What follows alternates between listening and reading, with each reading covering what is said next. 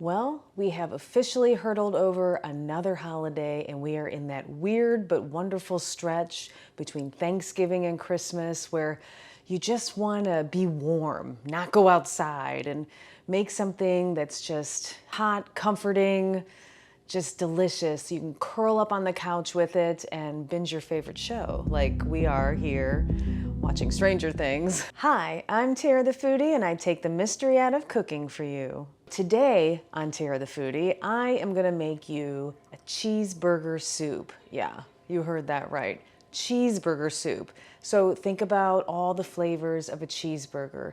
The beef, the cheese, the kind of tanginess from the different vegetables that you might have on that cheeseburger. Take all of those flavors and just think of it in soup form. Just a key little point about this recipe, it's not a hard recipe, it just comes with a little bit of prep. You've got to do some chopping. You can buy things already chopped if that's what you want to do, but just keep that in mind. You do have to do some chopping, but once you get that prep done, it goes quick and easy, and then we are going to be sitting down, watching our favorite show, and just enjoying a hot, steamy bowl of soup. Step one in making this delicious cheeseburger soup, cook some bacon. So this is one of the many things that I have prepped for this soup. The recipe for you will be down below as it always is, but I am doubling the recipe. So 8 strips of bacon for you, 16 for me, all chopped up.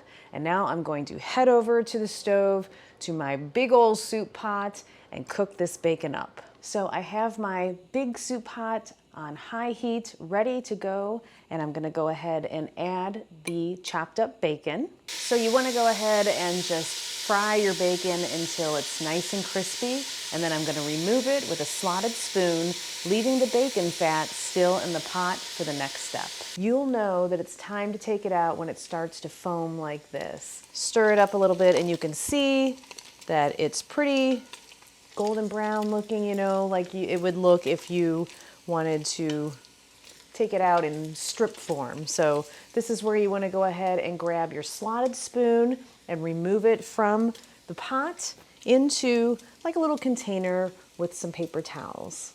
Now that the bacon has been removed and I still have my pot on about medium-high heat, I'm going to go ahead and add my onion, add the carrot and the celery. And then go ahead and hit it with some salt. And you can always add more salt when you're tasting towards the end, but you can't take it away. And then I'm adding pepper as well. And then you want to add your ground beef. And then just stir it up so it's nice and combined.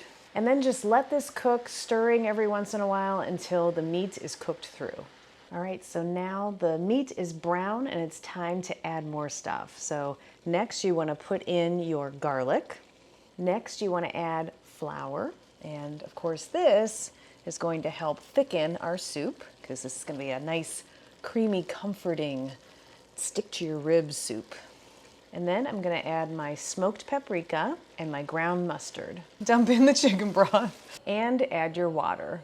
At this point you want to add your diced potatoes. Now you just want to make sure your heat is on high. You want to bring it to a bubble and then let it simmer for about 10 to 12 minutes or until the potatoes are fork tender. So the soup has been simmering for about 12, 13 minutes, and you want to just kind of check to see if the potatoes are fork tender. So just kind of use your spoon to bring up some potatoes and you can see the fork is going in nice and easy. So they're definitely going to be smashable. So now what we're gonna do is grab a potato masher. I'm gonna turn it down to low so it's not bubbling so much.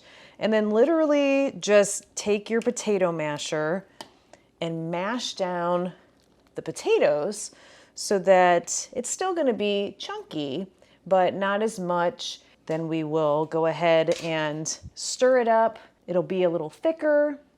And then I'll take it over to the counter so that we can add the final touches, which will be the cream, the sour cream, and the cheese. After you've given it a good mashing, you can see here that it's pretty mashed up, just little bits of potato and meat, carrots, all of that.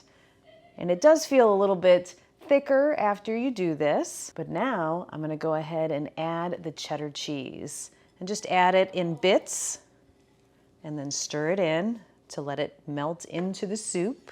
And I'm using sharp cheddar cheese, which is always hard to say, sharp cheddar cheese. I just think that it gives it a little more flavor, a little bite. I'm doing 2 cups of heavy cream, you'll do 1.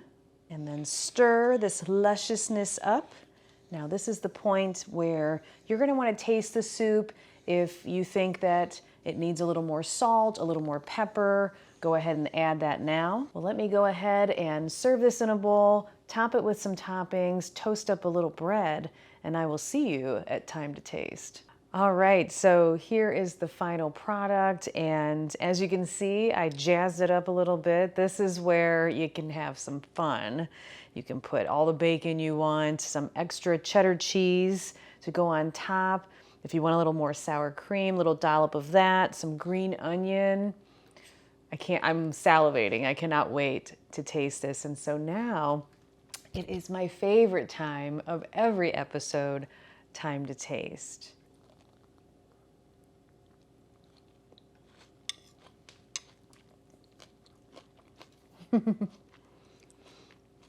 Oh my goodness.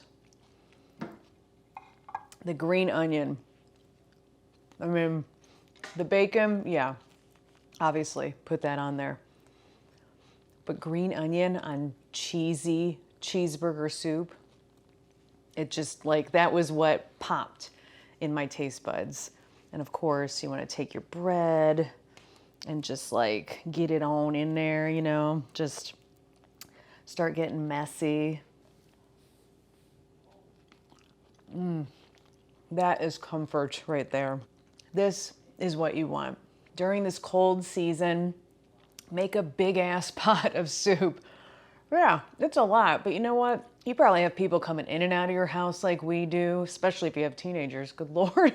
Sometimes we're feeding an army, but you've got soup ready to go. You've got soup, maybe you want to freeze some so you can pull it out easily. This is delicious. It's got the meat in it, the burger, the cheese, the creaminess. You've got your mirepoix base, which is your celery, carrot, onion, little garlic.